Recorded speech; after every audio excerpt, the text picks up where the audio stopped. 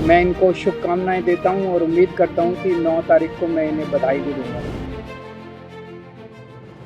India गठबंधन के उपराष्ट्रपति पद के उम्मीदवार बी सुदर्शन रेड्डी ने गुरुवार को विपक्षी दलों के तमाम बड़े नेताओं की मौजूदगी में अपना नामांकन दाखिल कर दिया। इस दौरान कांग्रेस अध्यक्ष मल्लिकार्जुन खड़गे, लोकसभा में नेता प्रतिपक्ष राहुल गांधी, सोनिया गांधी, शरद पवार, रामगोपाल यादव जैसे दिग्गज नेता मौजूद थे। लेकिन नामांकन दाखिल करने के बाद दिल्ली में एक खास नेता से मिलने बी सुदर्शन रेड्डी पहुंचे तो मीडिया के कैमरे चमकने लगे। तस्वीर साफ हुई तो पता चला आम आदमी पार्टी के राष्ट्रीय संयोजक अरविंद केजरीवाल से मिलने उनके आवास पर पहुंचे हैं। बी सुदर्शन रेड्डी जब केजरीवाल से मिलने पहुंचे तो उनके साथ कांग्रेस सांसद प्रमोद तिवारी, नासिर हुसैन और टीएमसी सांसद कल्याण बनर्जी भी मौजूद थे। आम आदमी पार्टी ने अपने एक्स हैंडल पर इस मुलाकात की तस्वीर शेयर की और खास बात यह है कि मौजूदा वक्त में आप इंडिया गठबंधन का हिस्सा नहीं है, लेकिन उपराष्ट्रपति चुनाव में पार्टी ने फैसला किया है कि वो बी सुदर्शन रेड्डी का समर्थन करेगी। उनके नामांकन को सपोर्ट किया है। हमारी तरफ से उनके नामांकन के वक्त संजय सिंह वहाँ मौजूद थे। अभी जस्टिस साहब मुझसे मिलने के लिए आए थे और हमने आजकल जो देश में हालात चल रहे हैं उसके ऊपर चर्चा की। उनके साथ और भी बहुत सारे, नासिर साहब थे टीडीपी से, हमारे टीएमसी से कल्याण जी थे, प्रमोद तिवारी जी थे। तो उनका सबका मैं स्वागत करता हूं अपने घर में। और आज जो देश के हालात चल रहे हैं उसके ऊपर काफ़ी लंबी चर्चा हुई। जो चुनाव है उसके क्या गणित हैं, कैसे क्या स्ट्रैटेजी बननी चाहिए, उसके ऊपर काफ़ी चर्चा हुई। तो हम सब लोग मिलके जस्टिस साहब को जिताने के लिए पूरी भरसक प्रयत्न करेंगे।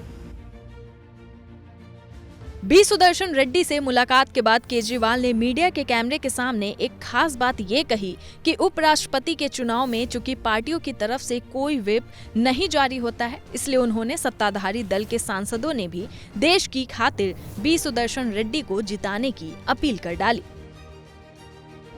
और मैं उम्मीद करता हूँ कि ये चुनाव, चूंकि ये सीक्रेट बैलेट होता है, इसमें व्हिप नहीं चलता है, तो सीक्रेट बैलेट में, इसीलिए इसको सीक्रेट बैलेट रखा गया है। नहीं तो संसद के अंदर जो भी प्रस्ताव आते हैं, जो भी वोटिंग होती है, उसमें व्हिप चलता है, इसमें व्हिप नहीं चलता है। तो मैं सभी पार्टियों से बोलूँगा कि जस्टिस रेड्डी का एक बहुत इम्प्रेसिव उनका करियर रहा है एज जज। जब उन्होंने देश के हक में, न्याय के हक में बहुत बड़े बड़े निडरता के साथ फैसले दिए हैं, तो उपराष्ट्रपति की पोस्ट के ऊपर इनके जैसा व्यक्ति आएगा तो उस कुर्सी का और मान सम्मान बढ़ेगा।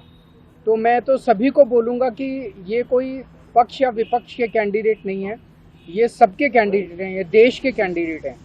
तो सभी पार्टियां, दूसरी पार्टियों के लोग भी देश हित में, उनकी पार्टी हाईकमांड जो मर्जी बोले, अपनी पार्टी हाईकमांड की बात नहीं माननी, देश हित में वोट दें और सब लोग मिलके जस्टिस साहब को जिताएं, ताकि हमें एक अच्छे व्यक्ति के रूप में, निष्पक्ष व्यक्ति के रूप में उपराष्ट्रपति मिल सके।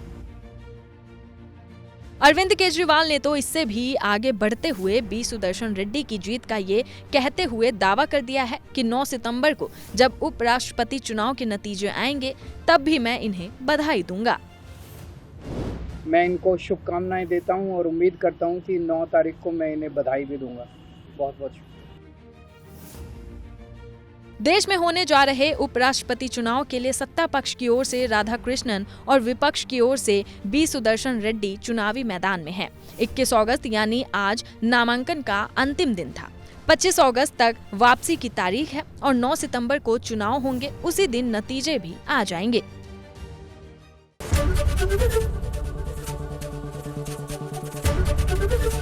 एबीपी गंगा, खबर आपकी, जुबान आपकी।